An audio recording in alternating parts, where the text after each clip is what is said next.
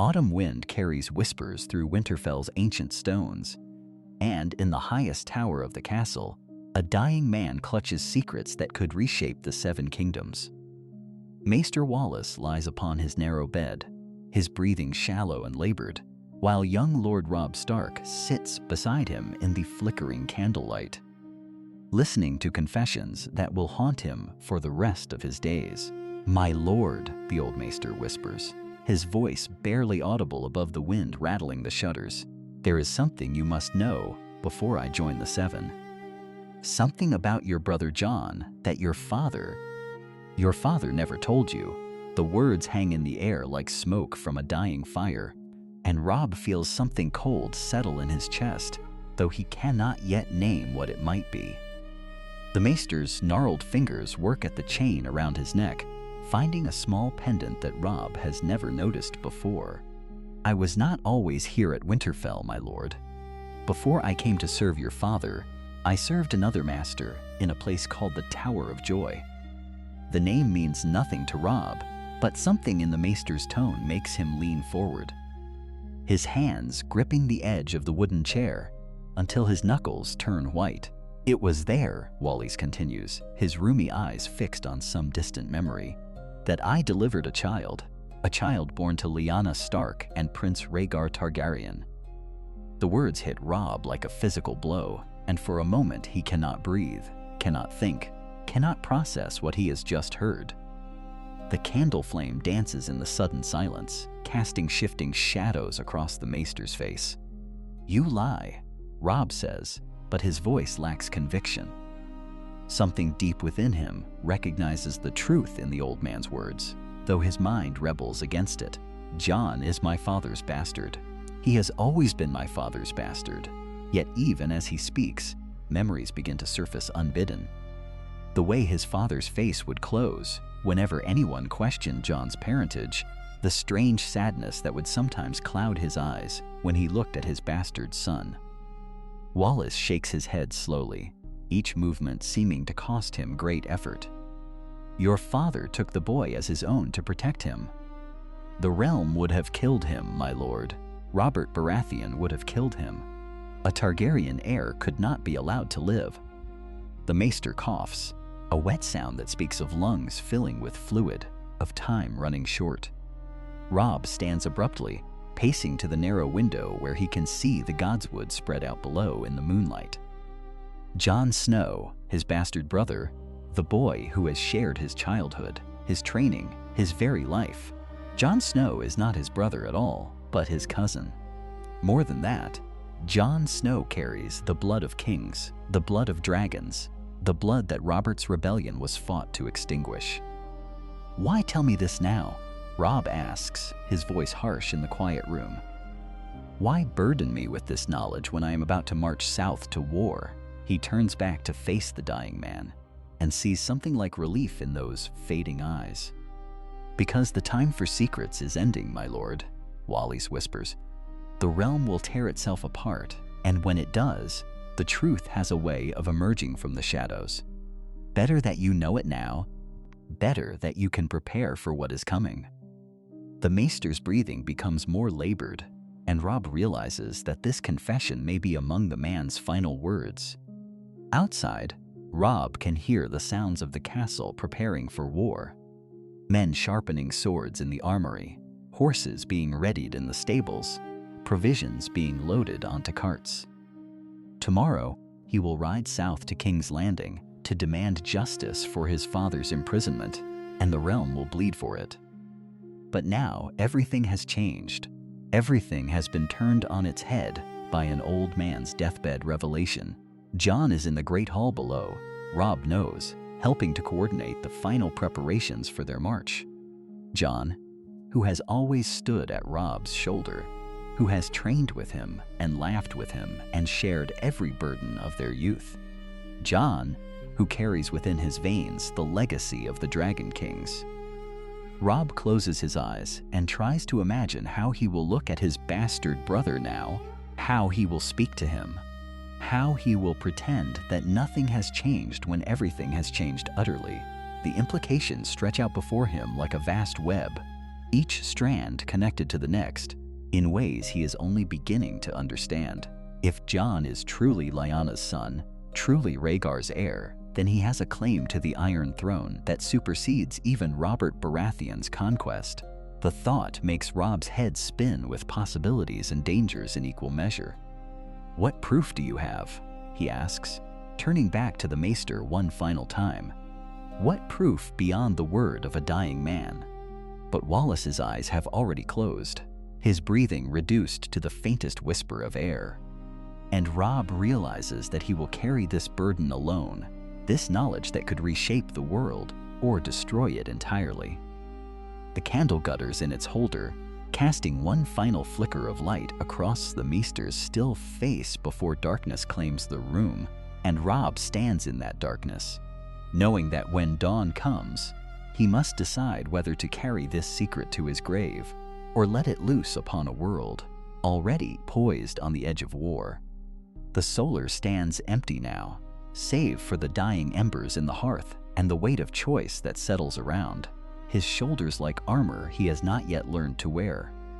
He paces to the window, then back to the chair, his mind turning over possibilities with the methodical precision of a man counting out gold. Tell his mother first, he decides. She who raised Jon alongside her own children.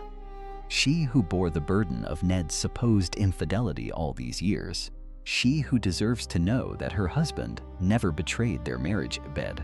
The knowledge burns in his chest like a swallowed ember as he makes his way through Winterfell's corridors, past guards who bow and servants who curtsy, all of them unaware that the world has shifted beneath their feet while they slept. Catelyn receives him in her chambers, still dressed despite the late hour, her auburn hair braided for sleep, but her eyes alert with the worry that has become her constant companion since Bran's fall. She reads something in his expression before he speaks, rises from her chair with the fluid grace that marked her as a daughter of the Riverlands, and gestures him to sit beside her near the fire. The flames cast dancing shadows across her face, highlighting the lines that grief and fear have etched there over these past weeks. "You have news," she says, not asking but stating, and he realizes that mothers possess their own form of sight, one that reads truth in the set of a son's shoulders and the weight of his step. "I," he says, the word heavy as stone in his mouth. "News that changes everything we thought we knew," he tells her then, speaking slowly and carefully, watching her face transform as understanding dawns. First confusion, then disbelief, then a dawning horror that makes her press her hand to her throat, as if she cannot breathe. When he finishes, she sits in silence for a long moment, her eyes fixed on the fire but seeing something far beyond the flames. "Sweet mother, have mercy," she whispers finally, and her voice breaks on the words. All these years, I treated him as a reminder of Ned's betrayal when he was nothing more than a motherless boy who needed kindness." Her hands shake as she raises them to cover her face, and Robb sees tears gleaming between her fingers. "When he was ill with the pox, so small and burning with fever, I prayed to the Seven that they would take him. I prayed that the fever would claim him, so I would never have to look upon him again and remember my husband's supposed sin."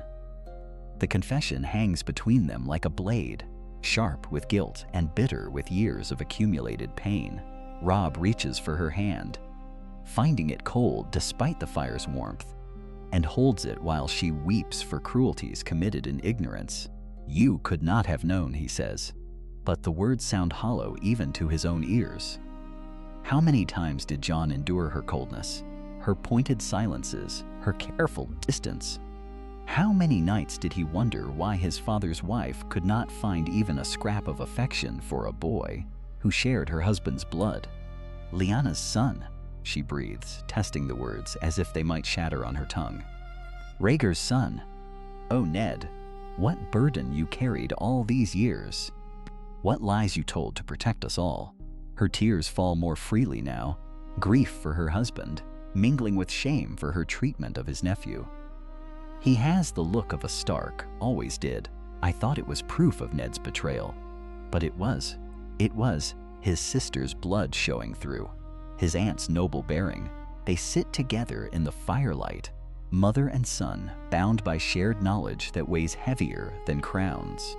Outside, Winterfell sleeps on, unaware that its foundations have shifted, that the bastard who walked its halls carries royal blood in his veins. Robb thinks of Jon training in the yard, his sword work precise and flowing. Thinks of the way men follow him without question, the way he commands respect through deed rather than birth. Perhaps that too is inheritance, the kind that flows through generations like water through stone.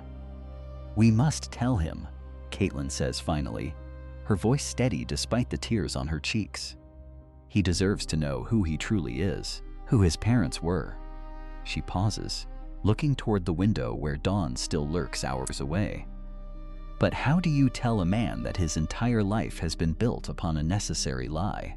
How do you give someone a crown they never asked for and watch them decide whether to claim it? The question hangs unanswered in the air between them, heavy with implications neither quite dares to voice. If Jon learns the truth and chooses to press his claim, it means war with Robert Baratheon, means choosing between the man who raised him and the throne that is his by right of birth. If he chooses silence, secret dies with those who know it, buried beneath oaths of loyalty and love. But secrets have a way of surfacing like bodies in a river, and Robb knows that time grows short for easy choices. Dawn approaches with the inevitability of fate, bringing with it the need for decisions that will echo through generations. Somewhere in the castle, Jon sleeps on in ignorance, still believing himself a bastard born of lust and shame. In a few hours, he will wake to a world transformed, will learn that the name Snow belongs to him only by choice, not birth. Robb rises from his chair, feeling the weight of kingship settling around his shoulders, though he has not yet been crowned, and prepares to wake his brother with words that will reshape both their destinies. The fire burns low in the hearth, casting long shadows that seem to reach toward tomorrow with grasping fingers, and somewhere in those shadows, Robb can almost see the ghost of Lyanna Stark, waiting to reclaim her son from the lie that kept him safe, but left him lostest in the darkness between truth and fiction. The Godswood stands silent in the pre-dawn gloom when Robb finally finds the courage to seek out Jon, knowing that beneath these ancient trees where their father once prayed, the lies must finally crumble. He moves through the castle like a man walking to his execution, each step echoing with the weight of words, unspoken for nearly 17 years.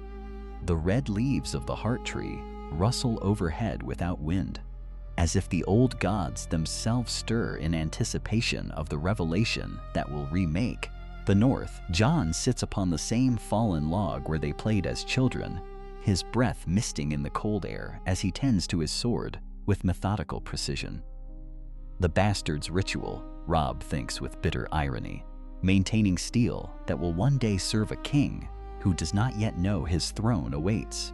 The sound of footsteps on frost-brittle leaves causes Jon to look up, and in that moment before recognition settles, Robb sees his brother's face unmarked by the burden of truth. Soon that innocence will be gone forever, replaced by the terrible weight of birthright and destiny. "You're awake early," Jon observes, setting aside his whetstone with the careful movements of a man trained to violence. His gray eyes, so like their father's yet carrying something deeper, something that speaks of dragonfire banked but not extinguished, search Robb's face with growing concern. The council meeting went poorly. The question hangs between them like a blade suspended by spider's silk, ready to fall and cut through everything they have known. Robb settles beside his brother on the log worn smooth by countless conversations, feeling the solid weight of wood that has weathered storms and seasons while kingdoms rose and fell around it. The heart tree watches with carved eyes that have seen the rise and fall of the Targaryen dynasty, witnessed the rebellion that put Robert on the throne, observed the quiet deception that placed a dragon prince in the north, disguised as a bastard. Jon, Robb begins, then stops, the name feeling strange on his tongue now that he knows its falseness. How do you tell a man his entire existence rests upon a lie? How do you explain that the bastard's shame he has carried like a stone in his chest was never his to bear? The words refuse to form, tangling in his throat like thorns. As he struggles with the magnitude of what must be said, Jon's stillness carries the quality of a wolf scenting danger, his hand unconsciously moving toward his sword hilt before stopping. "What's wrong? You look as if you've seen a ghost." The irony of the statement strikes Robb like a physical blow, for in a sense he has seen ghosts, the shade of Lyanna Stark rising from Ned's carefully guarded memories to reclaim her son from anonymity. "In a way I have," Robb manages, forcing himself to meet those gray eyes that will soon hold the weight of dragons. "Jon, there's something you need to know. Something Father should have told you years ago, but couldn't. Something that changes everything." The confusion that crosses Jon's features slowly transforms into wariness as he recognizes the gravity in Robb's voice. He has always been quick to read the currents of emotion. This brother who is not his brother. This bastard who is no bastard at all. "What are you talking about?" Robb draws a breath that tastes of winter air and coming change, knowing that the next words will shatter the foundation upon which Jon has built his identity. "You're not Ned Stark's son. You never were." The silence that follows stretches like a bowstring drawn to its breaking point, filled with the whisper of wind through branches and the distant sound of the castle waking to another day. Jon's face goes through a series of transformations, confusion giving way to disbelief to something that might be hope before being crushed beneath skepticism. His laugh carries no humor, only the bitter edge of a man who has heard too many cruel jests about his birth. "That's not funny, Robb. Even for you, that's..." But the words die as he sees the absolute seriousness in his brother's eyes, the weight of truth that cannot be dismissed with laughter or anger. "You're serious? Seven hells, you're actually serious." Robb nods slowly, watching as the reality begins to settle over Jon like snow covering familiar ground until nothing looks the same. "Your mother was Lyanna Stark. Your father was Rhaegar Targaryen. You are not Jon Snow, bastard of Winterfell. You are Jon Targaryen, true-born son of the Dragon Prince, and by rights of birth and blood, the rightful heir to the Iron Throne." The words fall between them like stones thrown into still water, sending ripples outward that will eventually reach every shore of the Seven Kingdoms. Jon's breathing becomes shallow, rapid, as if the air itself has grown too thin to sustain him. His hands, strong and sure when wielding sword or bow, tremble as they grip the edge of the log with white-knuckled intensity. "No." The word comes out as barely more than a whisper, a denial so fundamental it seems to rise from his very bones. "No, that's impossible. Father would have told me. He would never have let me live with the shame if..." But even as he speaks, Robb can see the pieces falling into place in Jon's mind, the thousand small mysteries of his upbringing suddenly illuminated by this terrible new light. The promise Ned made to his dying sister becomes clear now. The reason for his stubborn silence about Jon's mother, the careful way he spoke of honor when bastards and oaths were mentioned. Every hushed conversation that stopped when Jon entered a room, every moment when their father looked at him with something deeper than guilt, suddenly makes perfect sense. The truth has always been there, hidden in plain sight like a sword sheathed in silk. "Robert would have killed you," Robb continues, his voice steady despite the tremor in his chest. "The moment he learned a Targaryen heir still lived, he would have ordered your death. Father saved you the only way he could, by claiming you as his own bastard and keeping the secret locked away where even love could not reach it." Jon rises from the log with jerky, uncertain movements, pacing toward the heart tree as if seeking answers in its ancient face. When he turns back, His expression carries the weight of 17 years crashing down. At once, childhood certainty crumbling beneath the hammer blows of revelation. If this is true, if I'm truly, then why tell me now? Why risk everything to burden me with this knowledge? The question strikes to the heart of everything, the terrible calculus that has driven Robb to this moment of confession. Because war is coming, and kings need armies, and claims need champions who understand what they fight for, because secrets grow heavier with time until they become impossible to bear alone. Because Jon deserves the truth, even if that truth will destroy the simple life he might have lived in ignorance. Because the realm bleeds while pretenders sit the Iron Throne, Robb answers, rising to face his brother across the small space that has somehow become a chasm between their old life and whatever comes next. Because you have a better claim than any of them, and the right to choose whether to press it, because keeping you in darkness serves no one now, except those who would deny you your birthright. Jon's laugh, this time, carries madness at its edges, the sound of a man whose world has been turned upside down with a handful of words. My birthright, the Iron Throne. Do you hear yourself?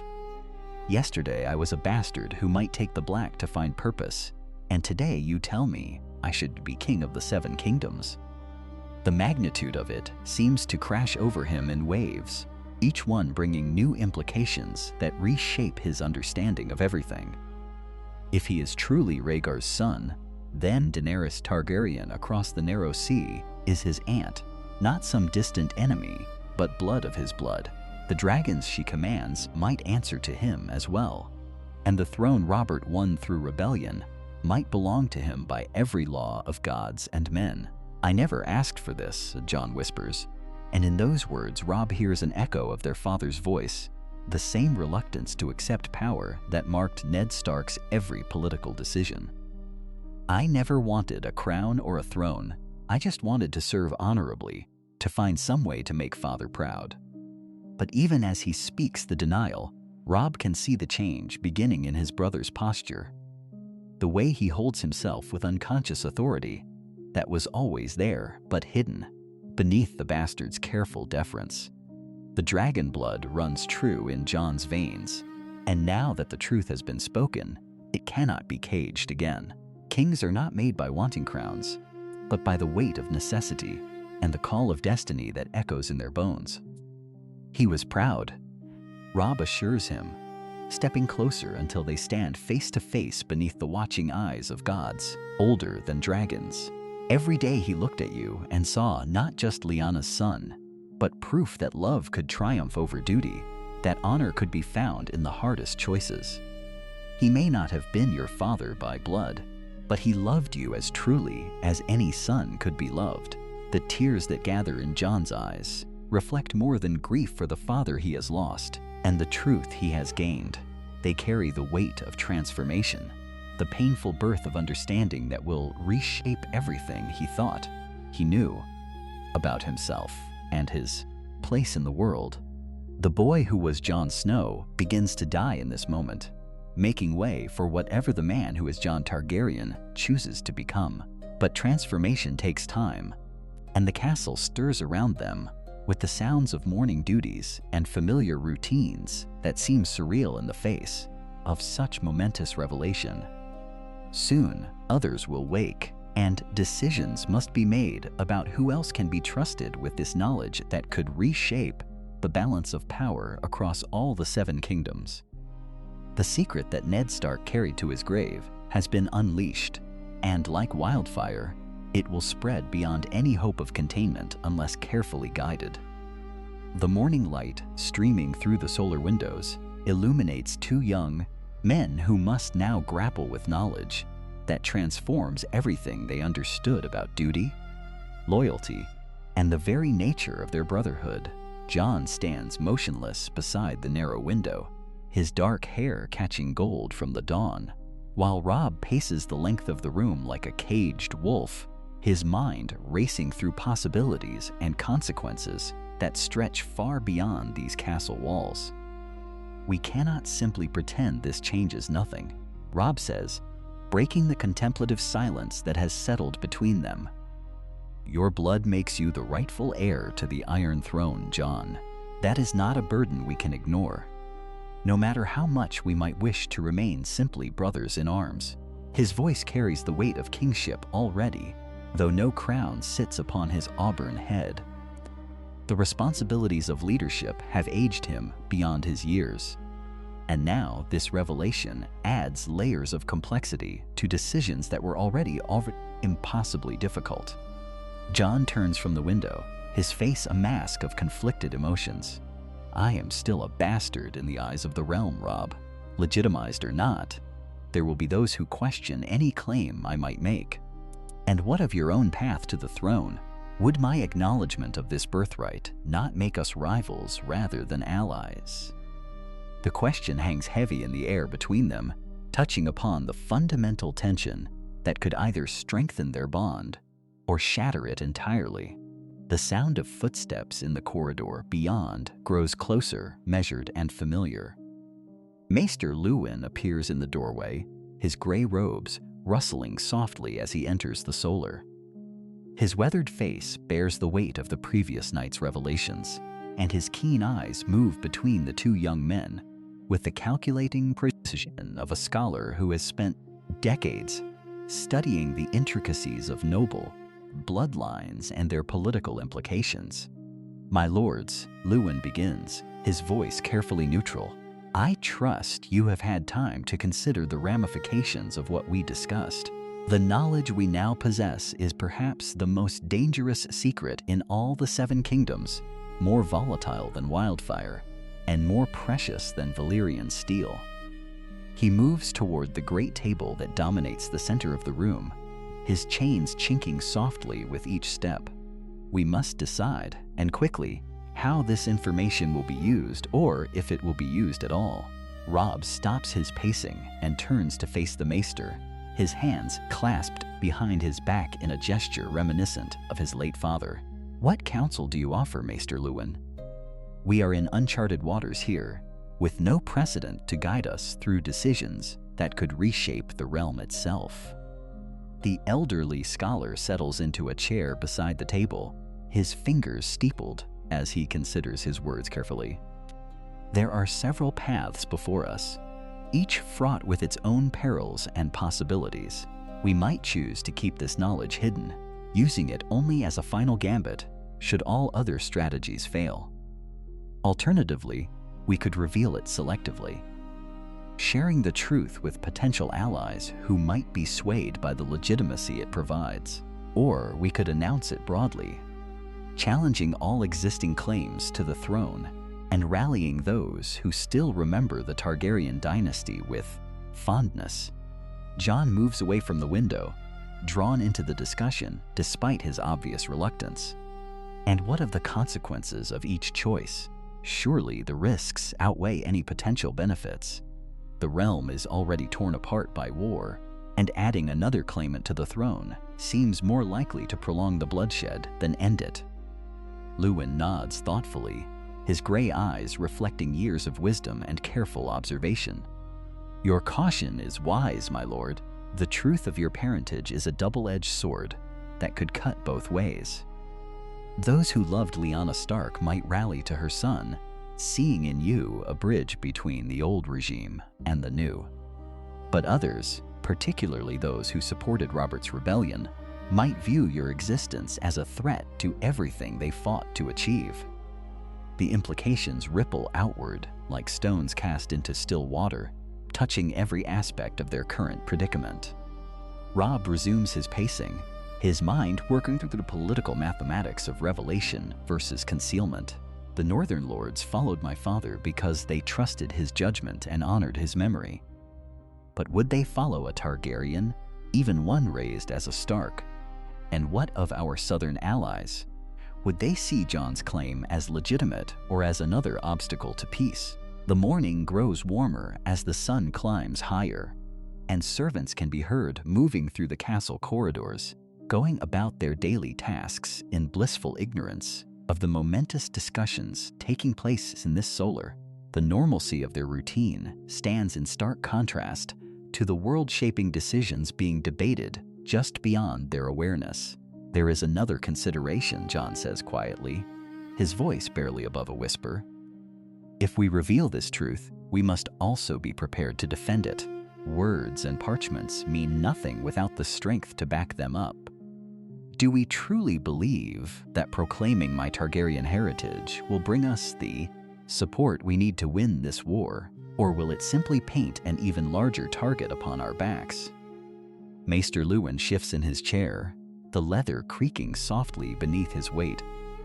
The dragons may be gone from this world, my lords, but the Targaryen name still carries power. There are those in Essos who might be moved to support a rightful heir, particularly if they believe such support could restore the old dynasty. And closer to home, there are whispers of another Targaryen claimant across the narrow sea, a young queen with dragons at her command. The mention of dragons sends a chill through the room, despite the warming air. Robb stops his pacing entirely, his blue eyes fixed upon the maester with sudden intensity. You speak of Daenerys Targaryen. How does her existence factor into our calculations? Would she see Jon as an ally or a rival to her own ambitions?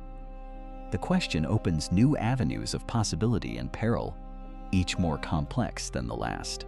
Jon's hand moves unconsciously to his chest, where beneath his doublet lies the truth of his heritage, written in blood and bone. The weight of destiny presses down upon him like a physical force, demanding choices that will echo through generations yet unborn.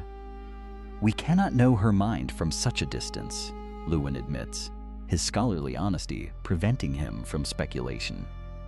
But we must consider that revealing Jon's identity might eventually bring us into conflict with her forces should she choose to press her own claim upon Westeros.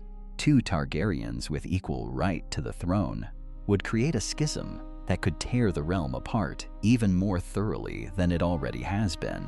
The complexity of their situation grows with each passing moment, branching into countless possibilities that must all be weighed against one another. Every choice carries consequences that extend far beyond their immediate circumstances, touching the lives of countless people who will never know the secret discussions that determine their fates. In the solar of Winterfell, where the morning light filters through ancient glass, Robb makes a decision that will reshape the very foundation of their campaign. His voice carries the authority of a king, though the words themselves speak of calculated risk rather than royal decree. Jon comes south with us, not as my bastard brother, but as my acknowledged cousin and potential heir should I fall in battle. The declaration hangs in the air, like smoke from a dying fire, heavy with implications that extend far beyond the stone walls of the castle. Catelyn's breath catches in her throat, not from surprise, but from the recognition of a strategic maneuver she had not anticipated. The boy she had spent years viewing as a living reminder of her husband's supposed infidelity would now ride beside her son as an acknowledged member of House Stark, bearing legitimacy she had never imagined possible. Maester Luwin sets down his quill with deliberate care, the small sound echoing in the chamber, like a sword being sheathed after battle. You mean to legitimize him? His question carries no judgment, only the careful consideration of a man who has served House Stark through generations of difficult choices. Not yet, Robb replies, moving to the window where he can see the courtyard below, filled with men preparing for war. We reveal his heritage only to those allies who might be swayed by the prospect of Targaryen restoration. Lords who chafe under Lannister rule might find the idea of a dragon's return more palatable than continued service to the Iron Throne. The strategy unfolds like a battle plan drawn in sand, fluid and adaptable to changing circumstances. Jon would travel not as a bastard seeking glory, but as a legitimate heir with a claim that could reshape the political landscape of Westeros. The revelation would be their hidden blade, drawn only when the moment demanded it, wielded against enemies who believed they understood the full scope of Stark ambitions. Catelyn finds herself studying Jon with new eyes, seeing not the bastard who had haunted her marriage, but a young man whose very existence might tip the balance of power in their favor. The irony does not escape her that the child she had once wished away from Winterfell might now become the key to her own son's survival. The risk, she says slowly, choosing her words with the same care a master archer selects arrows, lies in trusting others with such knowledge. Once spoken, secrets have a way of spreading beyond our control. Jon shifts uncomfortably under her scrutiny, unused to being the subject of strategic discussion rather than its silent witness. The transformation from bastard to potential heir requires adjustments that go beyond mere titles and recognition. He must learn to think not just as Ned Stark's son, but as a Targaryen prince. With all the weight such blood carries in the memory of the realm, we choose our confidants carefully, Robb continues, his gaze fixed on the horizon where his enemies wait beyond the reach of ravens and whispered messages. Lord Karstark has no love for the Lannisters since they took his sons. The Umbers follow where honor leads, and they might see honor in restoring the rightful king. Even some of the river lords might be convinced, particularly those who suffered under the mountain's raids. The conversation shifts from theoretical planning to practical implementation, each detail requiring careful consideration. How would they present Jon to these potential allies? What story would they tell about his parentage? The truth would need to be revealed gradually, building trust through smaller revelations before exposing the full magnitude of their secret. Luwin makes notes with practiced efficiency, his years of service having taught him to document even the most sensitive discussions.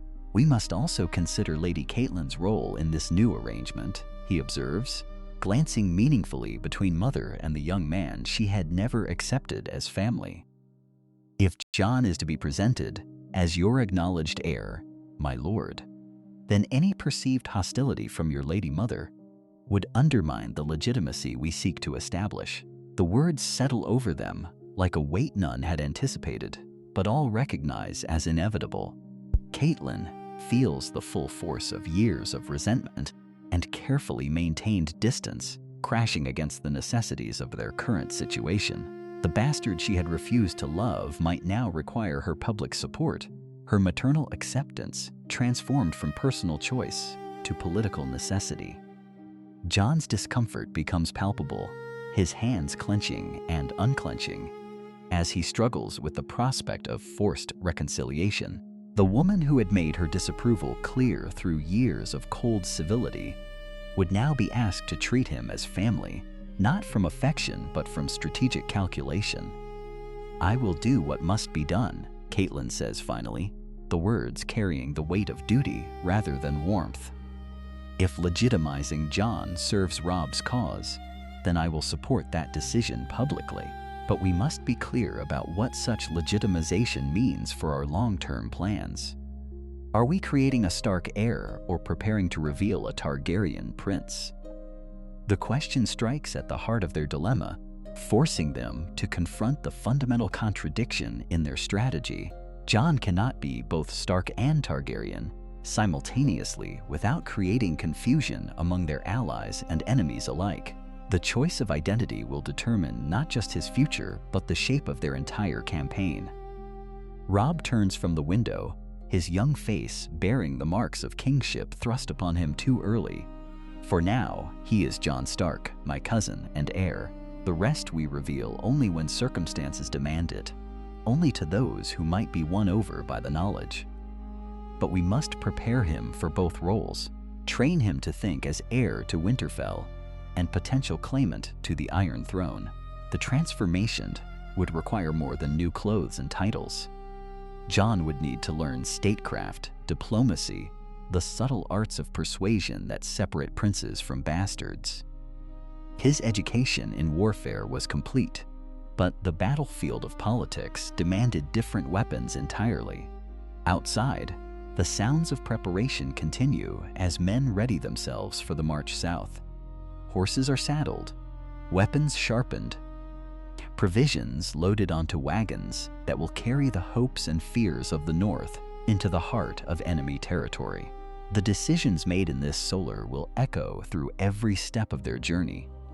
Every negotiation with potential allies, every moment when the truth of Jon's heritage might tip the balance between victory and defeat. The complexity of their situation grows with each consideration, branching into possibilities that stretch beyond the immediate concerns of their rebellion.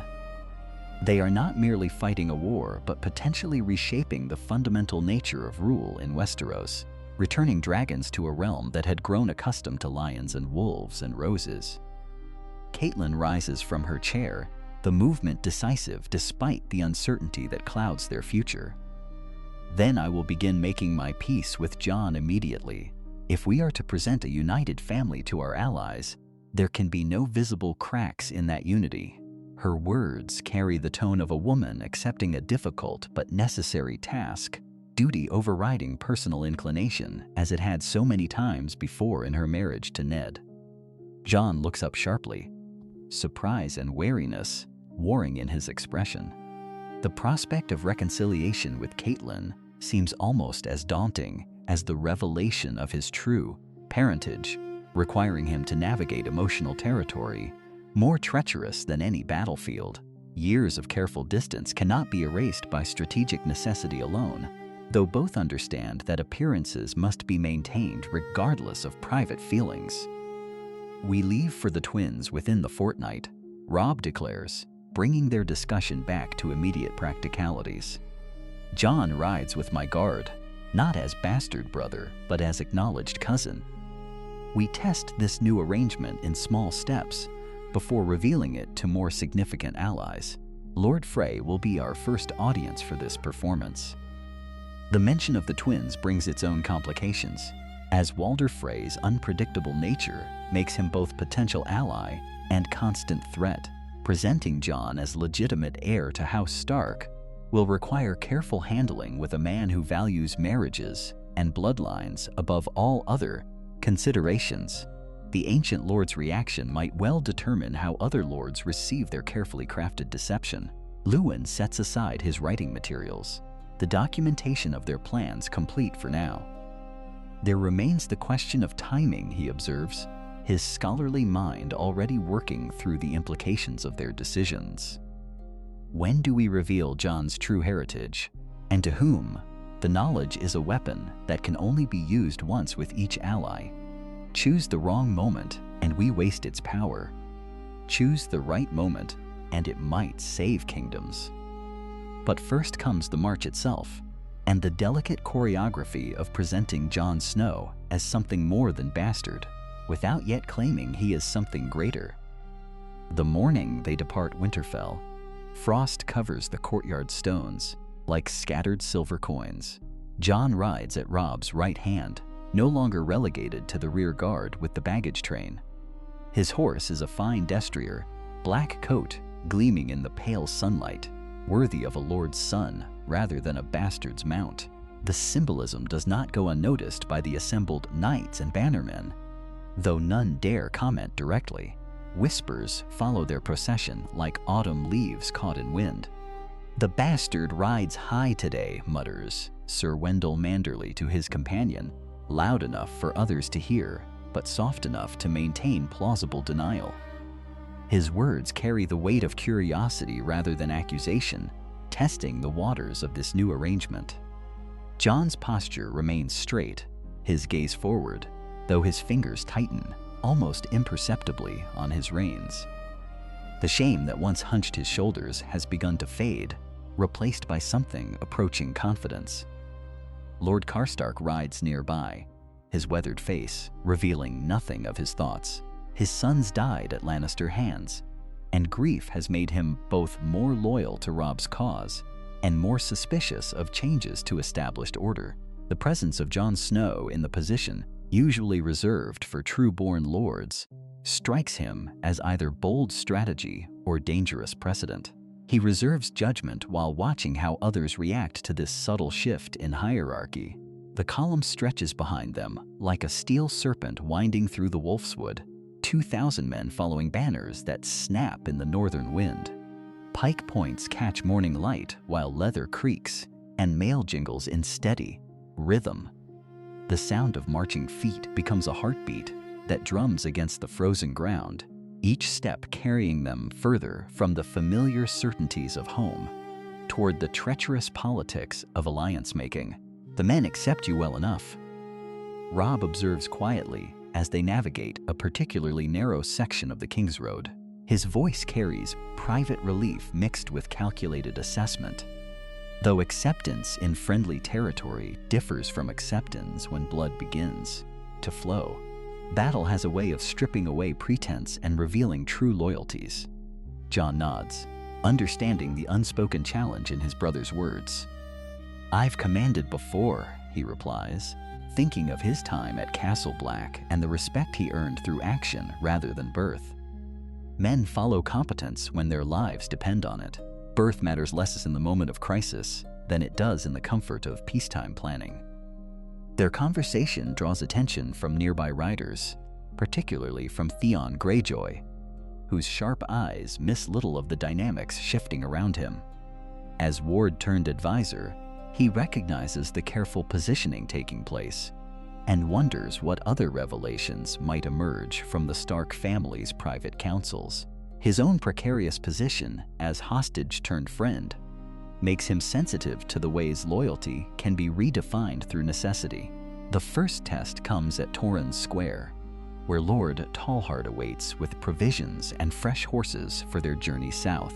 Helman Tallhart is pragmatic by nature, more concerned with practical contributions to their cause than with the finer points of precedence and bloodlines. Yet when Jon dismounts beside Robb to review the supplies and discuss the road ahead, Tallhart's eyebrows rise slightly at the obvious partnership being displayed. "Your counsel has proven valuable, Jon Snow," Tallhart says carefully, using the bastard name while acknowledging Jon's elevated status through tone and attention. The greeting walks a careful line between respect and tradition, recognizing change without yet understanding its full implications. Jon accepts the measured courtesy with grace, neither pushing for more nor retreating from what is offered. Inside Torrhen's Square, maps spread across oak tables, while lords discuss the route to the Twins and the diplomatic challenges awaiting them there. Jon contributes tactical observations about bridge crossings and defensive positions, his input received with the same consideration given to other commanders.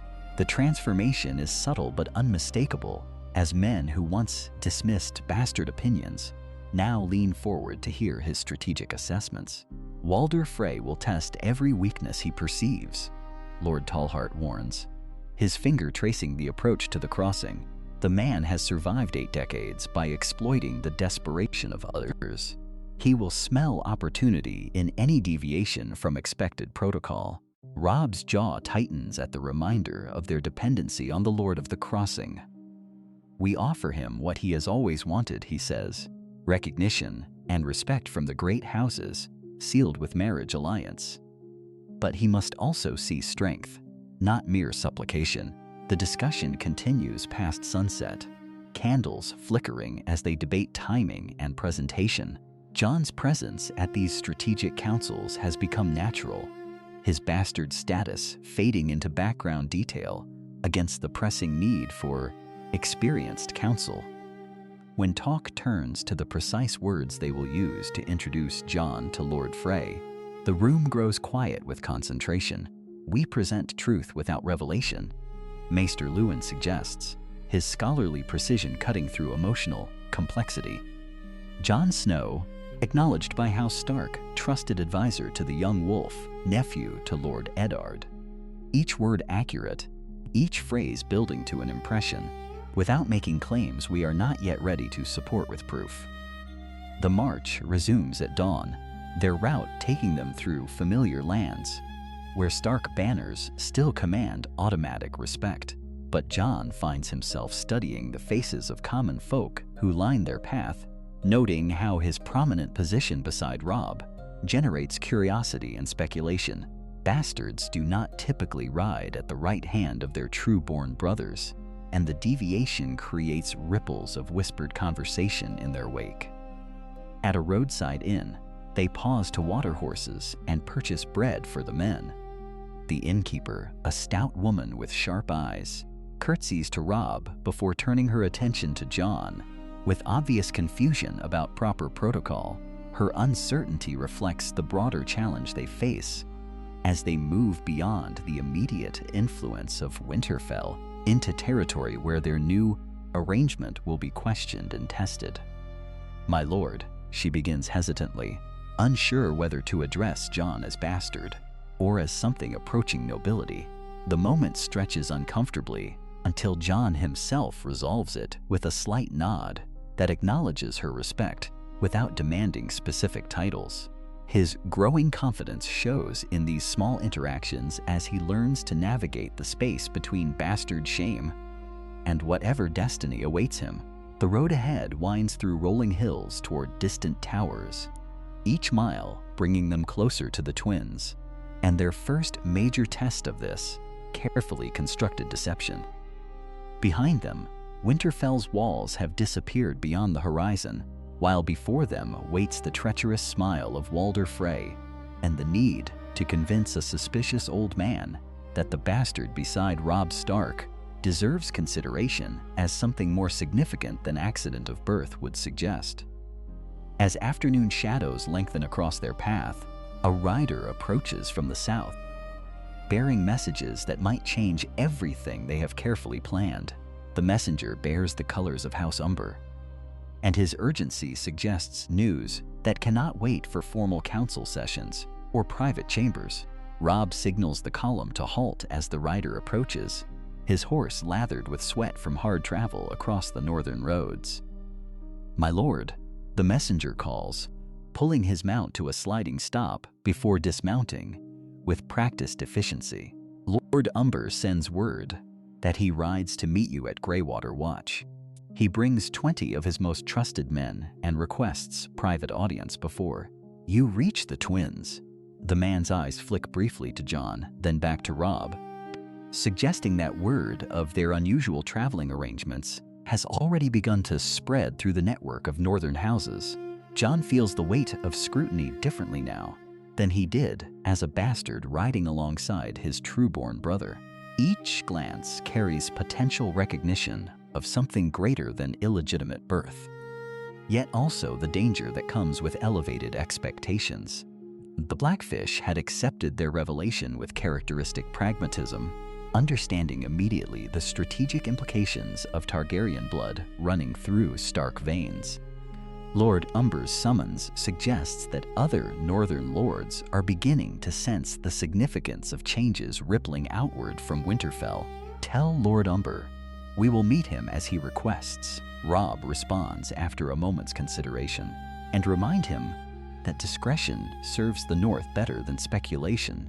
The messenger nods his understanding before remounting and spurring his horse back toward the southern roads, leaving behind only dust and the implications of his message.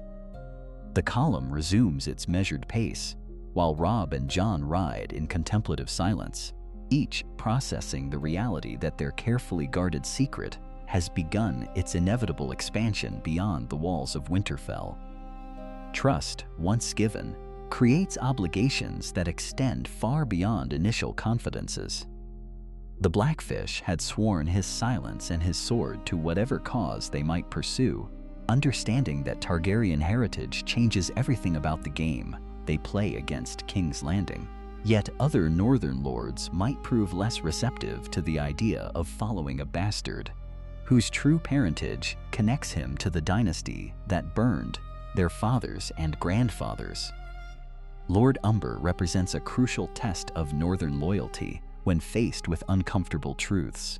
His house has stood with the Starks through generations of conflict, yet his memories also reach back to the reign of Aerys Targaryen and the screams that echoed through the throne room when madness wore a crown. Jon's heritage offers possibilities for legitimacy and alliance that could reshape the balance of power throughout the Seven Kingdoms, yet It also carries the burden of ancestral sins committed by men who shared his blood. 3 days later, they meet Lord Umber at the agreed location, a windswept hill overlooking the marshlands where ancient trees grow twisted by centuries of northern storms. The great Jon arrives with his promised 20 men, their faces bearing the weathered stoicism that marks veterans of countless border skirmishes. His greeting to Robb carries familiar warmth, yet his acknowledgement of Jon holds a new weight that suggests awareness of recent developments. "Your raven spoke of matters requiring discretion." Lord Umber begins without preamble, his voice carrying across the small gathering like distant thunder. "The North has kept Stark secrets for thousands of years. We'll keep this one as well, assuming it serves our purposes." His directness reflects the practical approach that has made House Umber a reliable ally through generations of political upheaval. Jon steps forward with growing confidence, his bearing reflecting the internal changes that have accompanied external recognition of his altered status. "The secret we share changes nothing about my loyalty to the North," he says carefully. "Yet it might change everything about our position relative to the throne." The words hang in the air between them, carrying implications that extend far beyond family revelations into the realm of strategic possibility. Lord Umber's response comes after a long moment of consideration, his experienced eyes studying Jon with newfound interest. "Dragon blood runs thin after 16 years, he observes pragmatically. "Yet it runs nonetheless. The question becomes whether that blood serves northern interests or endangers them." His assessment reflects the calculating mindset that has kept House Umber strong through decades of political turbulence. "It serves whatever purposes we choose," Robb interjects with quiet authority. "Jon remains my brother regardless of his parentage, yet his heritage offers options we never possessed before." The statement carries the weight of careful consideration and shared planning, suggesting that both young men have thought intensely about the implications of their revelation. The discussion that follows reveals the complexity of northern politics when faced with uncomfortable truths about ancestry and allegiance. Some of Lord Umber's men express concern about following anyone connected to House Targaryen, their memories colored by stories of wildfire and madness that their fathers carried home from Robert's rebellion. Others see opportunity in the legitimacy that royal blood might provide, understanding that bastard heritage has always limited Jon's potential contributions to northern causes. As evening approaches and their council prepares to disperse, a second messenger arrives with news that transforms their careful planning into urgent necessity. The man bears Lannister colors, though his approach suggests something other than official communication. Lord Umber signals for weapons to remain sheathed as the rider approaches under apparent flag of truce, his presence suggesting developments that reach far beyond northern politics. "Lords of the North," the messenger calls as he dismounts with theatrical flourish. "I bear word from King's Landing that concerns whispers reaching the Red Keep about Targaryen heirs and northern plots." His announcement sends immediate tension through the gathered men, their hands moving instinctively towards sword hilts before discipline reasserts control. The implications crash over them like cold waves against northern shores. Their secret has traveled faster and farther than anticipated, reaching ears in the capital that can transform whispered possibilities into royal proclamations of treason. Jon feels the weight of destiny settling around his shoulders like a winter cloak. Heavy with responsibility he never sought yet cannot escape. The game has begun whether they intended it or not, and retreat no longer remains among their options. "What manner of whispers?" Robb asks with carefully controlled voice, his question carrying the authority of someone prepared to hear unwelcome truths. The messenger's smile suggests knowledge that comes with significant price, yet also the possibility of information that might prove crucial to their survival. The kind that make queens nervous and kings angry, comes the response, delivered with the confidence of someone who understands the value of strategic information. The kind that suggests bastard wolves might carry dragon fire in their blood, and northern lords might be considering possibilities that extend far beyond traditional loyalties. His words hang in the gathering dusk like smoke from distant fires, carrying the scent of approaching storm, while ravens carry these same whispers across the narrow sea to Pentos, where another Targaryen sits in exile among silk cushions and burning braziers, her violet eyes reflecting flames that dance with ancient hunger. Daenerys Stormborn traces her finger along the edge of a letter that bears no seal, only careful words written in a merchant's hand, speaking of rumors and possibilities that make her heart quicken with something between hope and rage. The parchment crinkles beneath her touch as she reads again about a bastard in the north who might share her blood, who might possess the same fire that courses through her veins, yet who knows nothing of dragons or the weight of 300 years of Targaryen rule. Another pretender, she whispers to herself, though the word feels hollow even as it leaves her lips. Viserys would have laughed at such claims, would have dismissed any suggestion that their bloodline might have survived in some forgotten corner of Westeros, hidden beneath wolf banners and northern snow.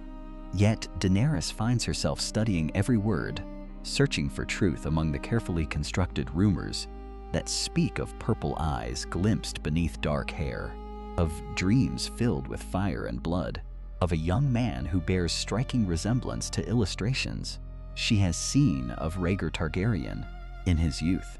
Ser Jorah enters her chambers without announcement, his weathered face carrying the expression of someone who brings unwelcome news. Khaleesi, the merchants speak of little else in the markets today. Word spreads quickly when it concerns dragons and kings. His voice carries the weight of years spent protecting her from disappointments and false hopes, yet also the careful tone of someone who recognizes that this particular rumor might demand serious consideration. "What do they say?" she asks, though part of her already knows the answer, can feel it in the way her blood seems to sing when she contemplates the possibility that she might not be alone in this world after all. That Lyanna Stark bore a son to Prince Rhaegar, that this son lives still in Winterfell under the protection of Eddard Stark, that he possesses all the signs of Targaryen heritage despite his bastard name. Jorah speaks each word carefully, watching her face for signs of the rage or despair that such revelations might provoke. They say Robert Baratheon never knew that the rebellion was built upon lies and assumptions, that the realm might have a rightful king who knows nothing of his heritage. Daenerys rises from her chair with fluid grace, moving toward the window that overlooks the bustling streets of Pentos below.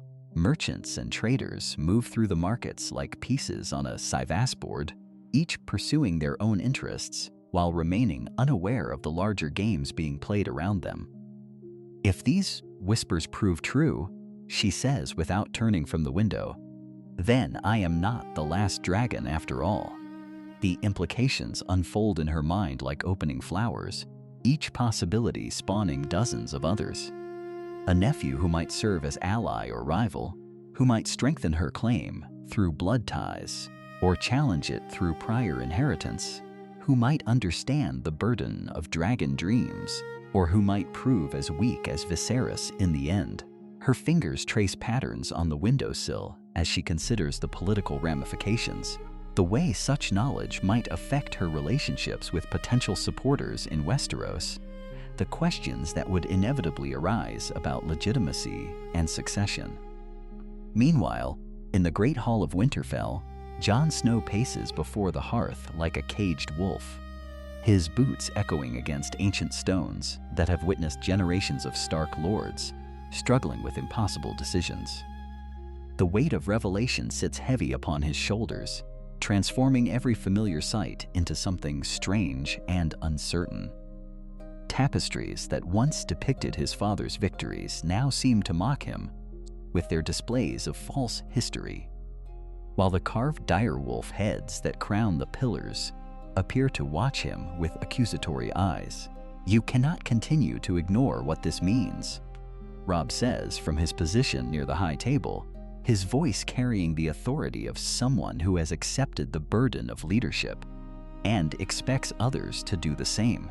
"The realm will not wait for you to decide whether you want to be a Targaryen. They will make that decision for you, and it may not align with your preferences." Jon stops his pacing to meet his brother's gaze, finding there a mixture of love and calculation that speaks to the complexity of their situation. "I never asked for this knowledge. I never wanted anything beyond the chance to serve my family and protect the North. These whispers change nothing about who I am inside. They change everything about how others perceive you." Catelyn interjects from her seat beside the fire, her needle moving steadily through embroidery that depicts the direwolf of House Stark, intertwined with roses and dragons, in patterns that would have seemed merely decorative before recent revelations. "Lords who once saw you as Ned's bastard now wonder if they look upon the rightful king of the 7 kingdoms. That perception carries power regardless of your personal desires." The truth of her words settles over the hall like morning mist, unavoidable and all-encompassing. Jon feels the expectations gathering around him like storm clouds, each whispered conversation in corridors and market squares adding weight to a destiny he never chose. Lords throughout the realm are even now weighing their options, considering whether supporting the bastard of Winterfell might prove more profitable than maintaining current loyalties, calculating the risks and benefits of backing a claimant whose very existence challenges the legitimacy of the current dynasty. Ravens continue their ceaseless flight between castles, carrying messages that grow more urgent with each passing day. In King's Landing, Queen Cersei reads reports with growing alarm, her green eyes reflecting calculations that involve lion cubs and wolf pups, while her twin brother Styes maps that show the strategic importance of northern loyalty. The whispers have reached every corner of the realm now, transforming from cautious speculation into open discussion of possibilities that make crowned heads nervous and ambitious lords eager. Jon stares into the flames that dance in Winterfell's great hearth, seeing in their flickering patterns the ghostly outline of a future he cannot predict or control. Feeling the pull of dragon blood that runs counter to every instinct developed through 17 years of northern upbringing, while somewhere across the narrow sea, another pair of violet eyes reflects those same flames with growing certainty that winter winds carry more than snow toward the 7 kingdoms. The morning arrives with frost painting Winterfell's stones silver, and Jon stands in the armory, adjusting leather straps that have supported his sword for years, but now feel strange against shoulders that carry themselves differently. His fingers work with practiced efficiency, yet Robb watches from the doorway and sees subtle changes in posture that speak of authority assumed rather than granted. The bastard who once deferred to every lord's son now moves with unconscious command, and this transformation creates ripples that extend far beyond personal dynamics. "The men are asking questions," Robb says, stepping into the armory where morning light slants through narrow windows. "They see how you carry yourself now. They hear the tone in your voice when you give orders." Jon's hands pause on his sword belt. "I haven't changed how I speak to them." "Haven't you?" Robb's question carries weight accumulated through sleepless nights of observation.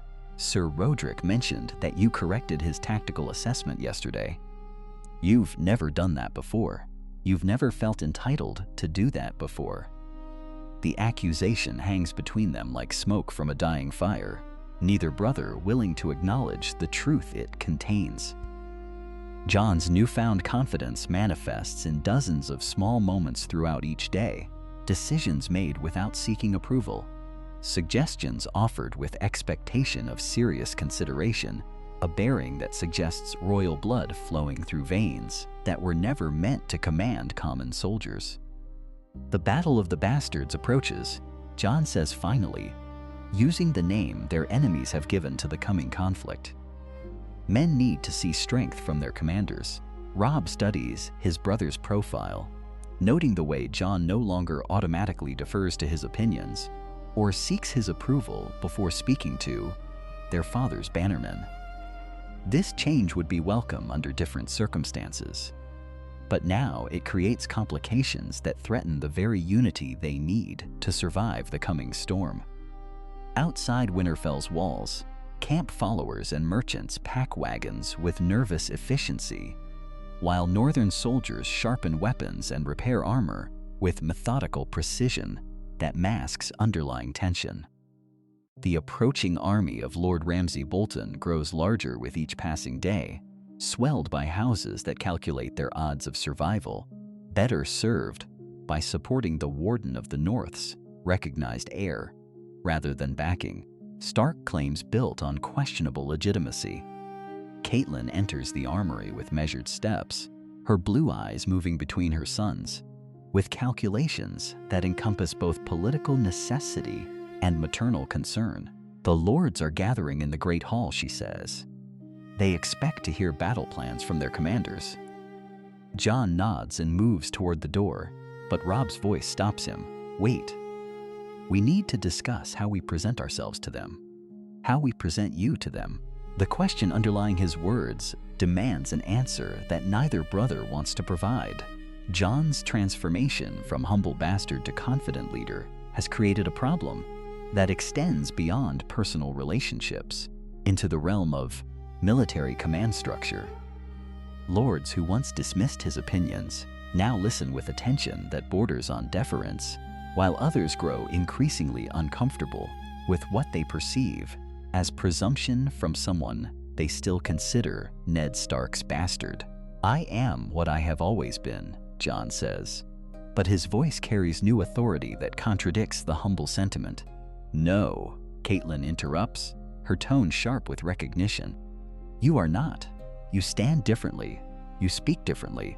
You make decisions with confidence that comes from somewhere other than military training. Jon turns to face her, and for a moment, the Great Hall's approaching war council fades in importance. Compared to this confrontation with truths that reshape fundamental relationships, what would you have me do? Pretend that nothing has changed. Bow and scrape to men whose tactical knowledge comes from tourney fields rather than real battles. The arrogance in his voice strikes all three of them simultaneously, its implications spreading through the armory like ripples on a disturbed pond. Robb sees his brother's transformation complete itself in real time, while Catelyn recognizes the entitled tone that belongs to princes rather than bastards. Jon himself hears the words leave his mouth and understands that some changes cannot be undone through conscious effort. There, Robb says quite quietly, that is what they see. That is what makes them nervous. The Great Hall fills with northern lords, whose weathered faces reflect calculations that encompass both loyalty to House Stark and concern about backing leaders who might not survive the coming conflict. Lord Umber's massive frame dominates one end of the high table, while Lord Mormont's smaller stature commands equal respect through reputation earned in countless battles against wildling raiders. These men have sworn oaths to House Stark, but they also possess the practical wisdom that keeps great houses alive through dynastic changes and political upheavals. Jon enters the hall with Robb at his side, and conversations diminish as lords study the brothers with attention that encompasses both military assessment and political calculation. Some note the way Jon carries himself with unconscious authority, while others focus on Robb's careful positioning that suggests continued leadership despite his brother's transformation. My lords, Robb begins, his voice carrying across stone walls that have heard similar counsels for generations. We face a battle that will determine the fate of the North. Lord Bolton commands superior numbers, but we possess advantages that numbers cannot overcome. Lord Karstark leans forward, his scarred hands folded on the table before him. What advantages? Our scouts report his army grows daily, while ours remains static. Jon steps forward before Robb can respond, and the movement itself becomes a statement that shifts dynamics throughout the hall. Numbers mean nothing if those numbers lack unity. Bolton's army consists of houses that serve from fear rather than loyalty. Fear creates weakness that can be exploited. Lord Umber's deep voice rumbles across the hall. Bold words from Ned Stark's bastard, but bastards don't win battles through clever speeches. The insult hangs in the air like a sword waiting to fall, and Jon's response will determine not only his standing among these lords, but the entire structure of command that must function smoothly for their forces to survive the coming conflict. Robb watches his brother's face, seeing calculations that encompass both personal honor and political necessity. Bastards win battles the same way true-born sons do, Jon replies, his voice carrying steel forged through years of proving himself worthy despite his birth. Through superior strategy, disciplined troops, and the willingness to make hard decisions when survival demands them. Lord Mormont nods slowly, his weathered features reflecting approval, earned through pragmatic assessment rather than sentiment. The boy speaks sense. Birth matters less than competence when enemies approach your walls. But Lord Karstark's expression remains skeptical, his loyalty to House Stark tempered by concerns about backing leaders whose legitimacy faces increasing challenges. Competence requires experience. What battles has this bastard fought that qualify him to command northern armies? The question strikes at the heart of problems that extend beyond Jon's personal qualifications into the broader issue of how the North should position itself in conflicts that threaten to reshape the entire realm. Robb feels the weight of decisions that will echo through generations, while Jon confronts the reality that his transformation has created expectations he may not be able to fulfill. "I have fought wildlings beyond the wall," Jon says, his voice steady despite the magnitude of claims implicit in his words. "I have seen what happens when disciplined forces face desperate enemies who have nothing left to lose. I know how fear affects battle formations, and I understand the difference between courage born of loyalty and bravery that comes from having no choice but to fight." Lord Umber's laugh booms across the hall, but its tone carries grudging respect rather than mockery. "Well spoken, bastard, but speeches don't stop cavalry charges, or turn aside arrows shot by men who want your head mounted on their walls." Jon meets the giant lord's gaze without flinching, and something passes between them that speaks of recognition earned through demonstrated capability rather than inherited status. "No, my lord. Only superior positioning and coordinated tactics stop cavalry charges. Only discipline and training turn aside arrows. But leadership that inspires men to maintain that positioning and discipline when death approaches requires something beyond tactical knowledge." "What does it require?" Lord Mormont asks, his question carrying genuine curiosity that suggests willingness to be convinced. Jon's answer will determine not only his role in the coming battle, but the fundamental relationship between the Stark brothers that has sustained them through all previous challenges. Robb watches his brother stand at the crossroads between humility and authority, knowing that whatever choice Jon makes will reshape their partnership in ways that cannot be predicted or controlled. "It requires the willingness to embrace whatever nature gave you," Jon says finally, his words carrying implications that extend far beyond military leadership into questions of identity that have plagued him since childhood.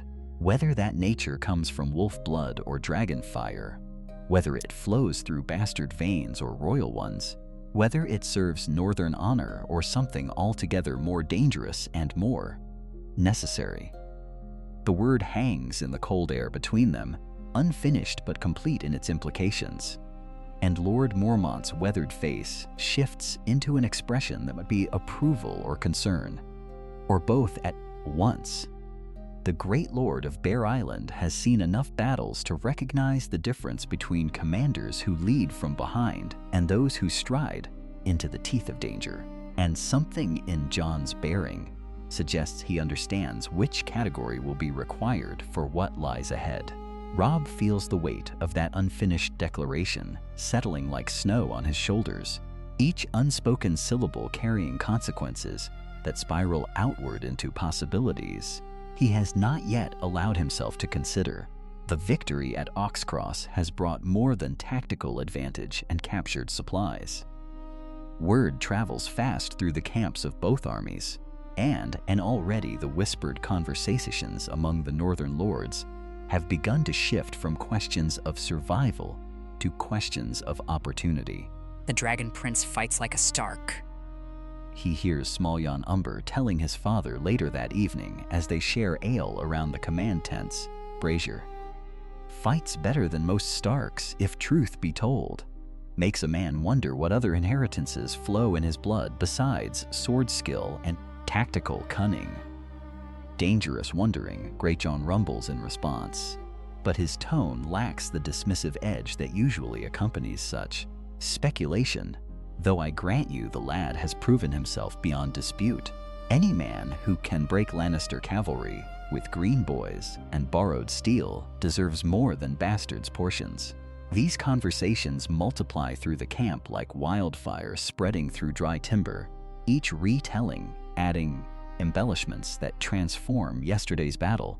From competent leadership into something approaching legend, Jon Snow becomes Jon the Dragon Wolf in their telling, the bastard prince who strikes like lightning and commands like kings. The northern lords who witnessed the charge speak of the way enemy knights broke before his advance, how disciplined formations held their ground because he held his ground first, how victory followed his banner like iron follows a lodestone. Catelyn watches these developments with the calculating gaze of a woman who has learned to see political implications before they fully form. She finds Robb standing at the edge of camp as dawn breaks over the battlefield, his eyes fixed on the horizon where smoke still rises from Lannister supply wagons that burn like funeral pyres. "Your brother's reputation grows with each telling," she says without preamble, her words carrying the weight of maternal concern and political necessity in equal measure. "Jon earned that reputation," Robb replies, though something in his voice suggests awareness of complexities beyond simple merit.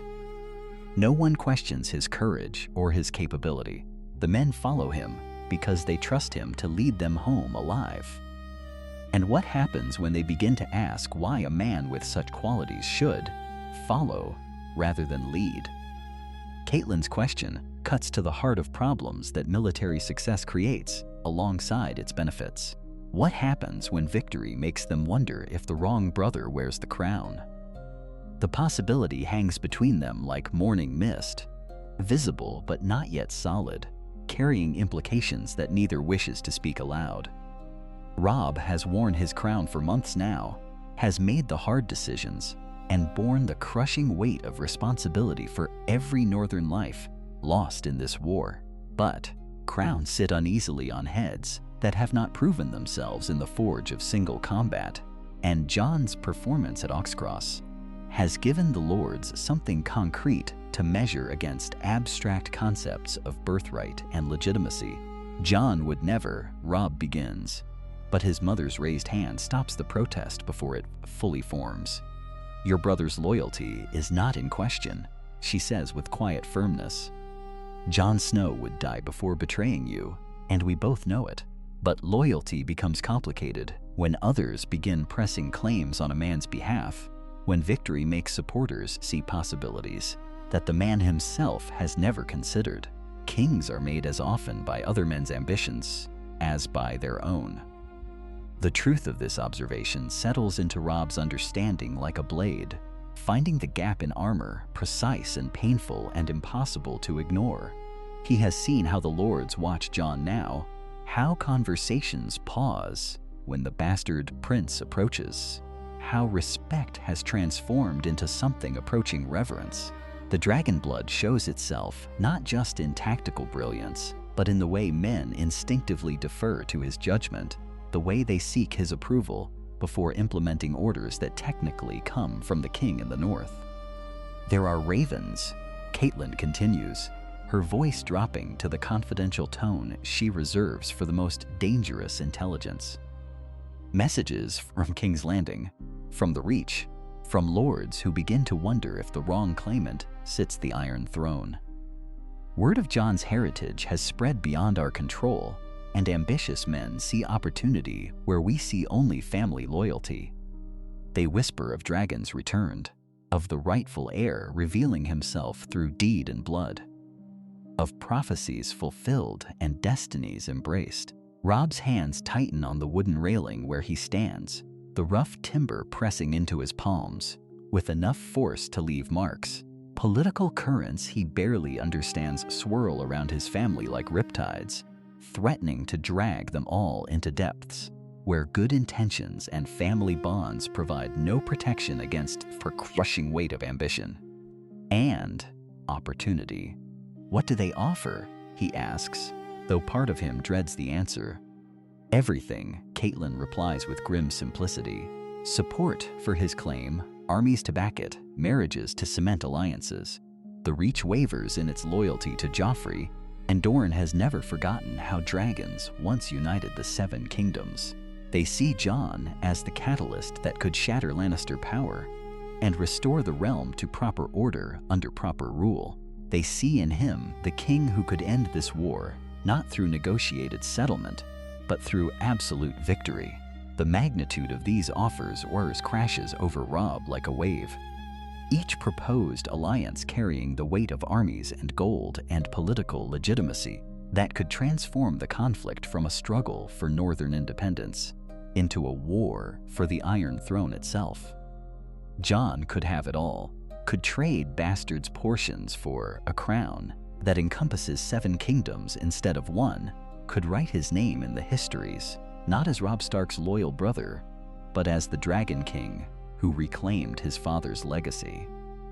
And if he accepts, Robb asks, though he already knows the answer carries implications that reach far beyond personal ambition.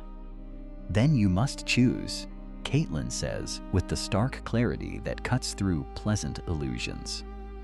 Support his claim and abandon the dream of an independent North, or oppose your own brother and face the combined might of dragons and wolves united under his banner.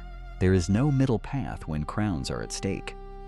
No compromise between kingdoms that serves both masters equally well.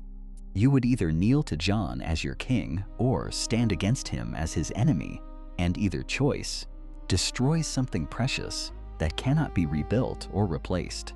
This brutal calculus spreads through Robb's thoughts like poison through a wound, each possibility carrying consequences that fragment his family and his cause in different but equally devastating ways. He has fought this war to preserve northern honor and independence, to prove that Stark justice means something in a world increasingly ruled by Southern politics and Lannister tough gold. But military success has created political opportunities that threaten the very foundations of everything he sought to protect. And Jon stands at the center of forces beyond any brother's ability to control or predict. The camp stirs to life around them as soldiers begin preparing for another day's march. But Robb barely notices the familiar sounds of Mezen, tending weapons and horses and equipment. His attention remains fixed on horizons where enemy armies gather. Strength and political calculations reshape themselves with each passing hour, where the brother who has always stood at his right hand now carries the power to claim the Iron Throne for himself and leave Robb to choose between family loyalty and the cause that has defined his entire reign as king in the North.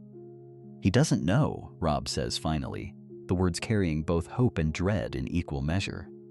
Jon has no idea how far this reaches, how many lords already see him as their answer to Lannister rule. He thinks he's fighting for the North, for our family, for the same things we've always fought for together. He will learn, Catelyn replies with grim certainty. Men with such offers do not wait indefinitely for answers, and patience becomes harder to maintain when victory makes delay seem like missed opportunity. Soon enough, Jon will face the same choice you face, the same impossible decision between family bonds and the weight of crowns that reshape everything they touch. Soon enough, the dragon will have to decide whether it serves the wolf or claims the throne for itself. And when that moment arrives, nothing in Westeros will remain unchanged by the consequences of his answer. Jon stands in the godswood of Winterfell, his breath forming white clouds in the bitter morning air as ravens circle overhead with messages that reshape the political landscape with each delivered scroll. The heart tree watches with its carved face as he unfolds another letter, this one bearing the seal of House Tully, where words of support flow like water toward the promise of Targaryen restoration. His fingers trace the parchment, while his mind calculates the weight of allegiances that shift toward him with increasing momentum. Each lord's declaration of support, adding another stone to the avalanche that threatens to bury the careful balance between his loyalty to Robb and the inexorable pull of his birthright. The Riverlands have suffered enough under Lannister rule. Edmure Tully's letter declares with careful diplomacy that masks harder truths about power and opportunity should the rightful heir to the Iron Throne choose to press his claim. House Tully remembers its debts to those who would restore peace to the realm.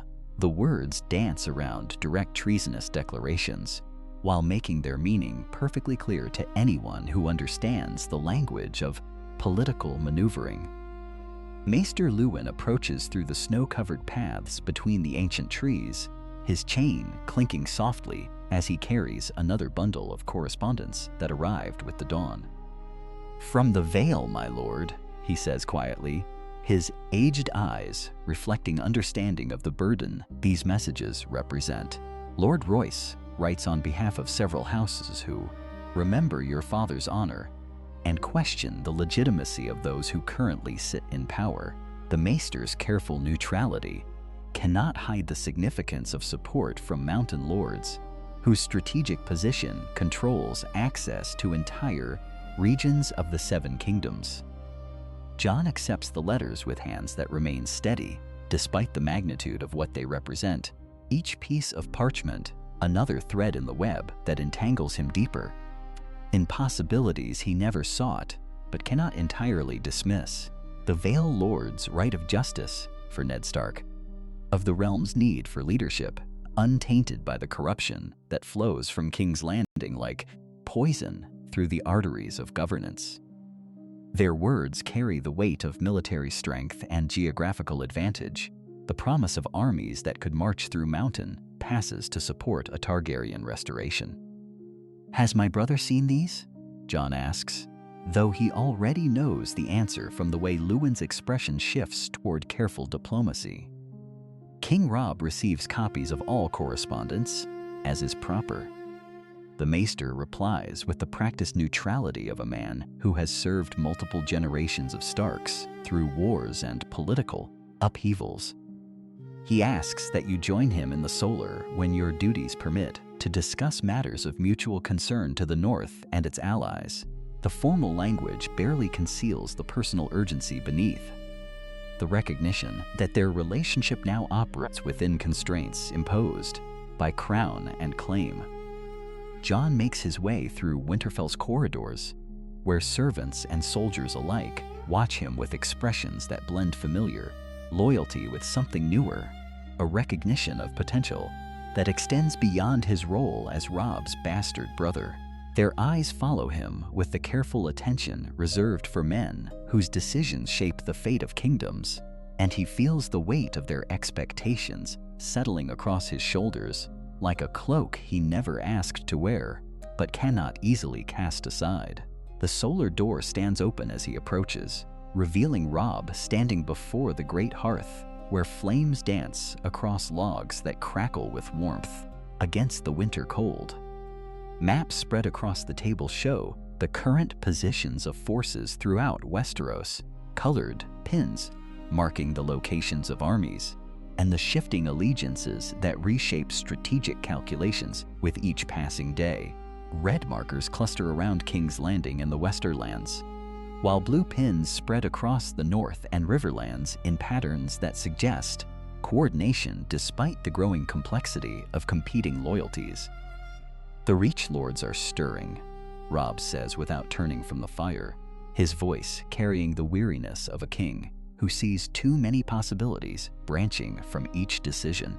Randall Tarly sent ravens to Oldtown and Highgarden, asking pointed questions about Targaryen bloodlines and the legal implications of revealed parentage. They're not declaring support yet, but they're positioning themselves for whatever comes next.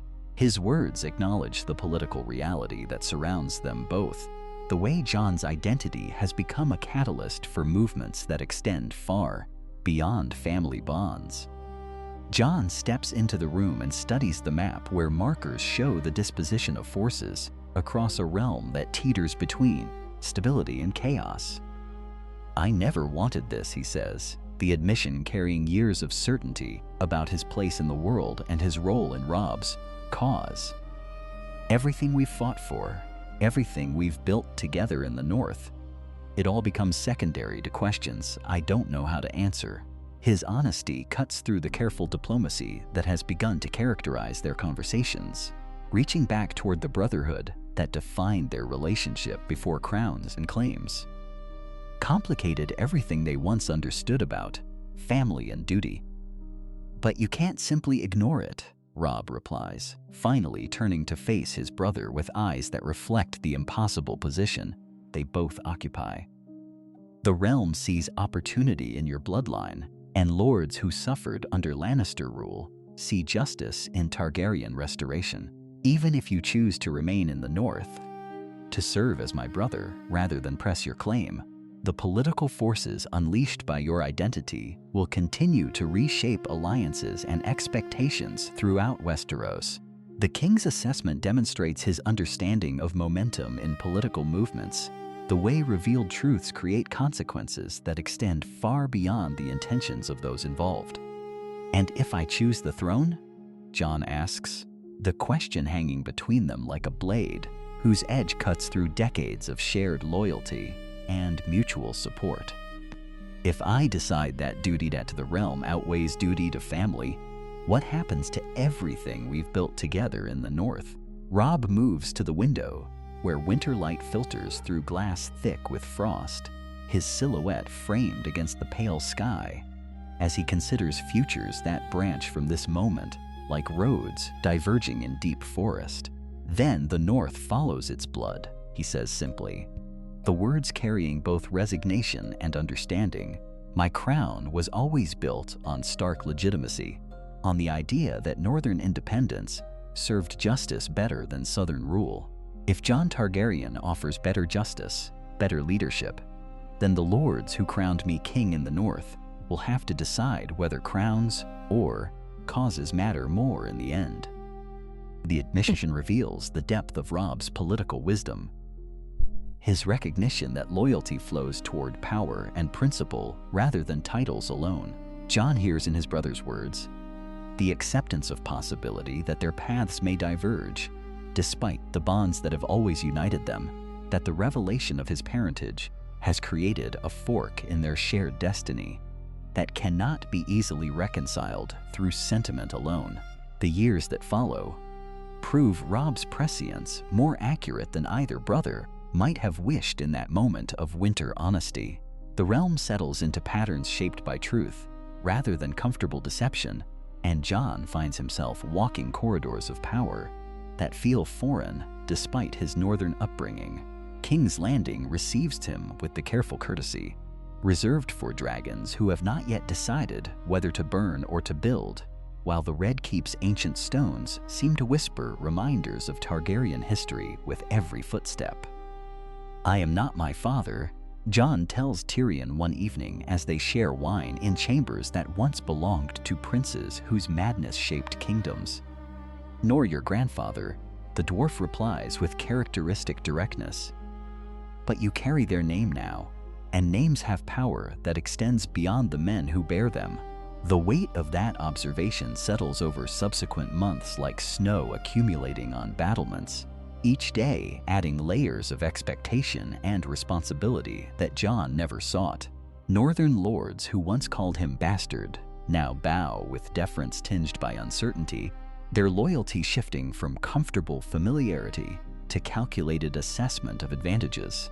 The transformation disturbs Jon more than he admits to anyone. Even to Sam when letters arrive from Old Town, carrying news of books and theories that seem insignificant compared to the human costs of revealed truth.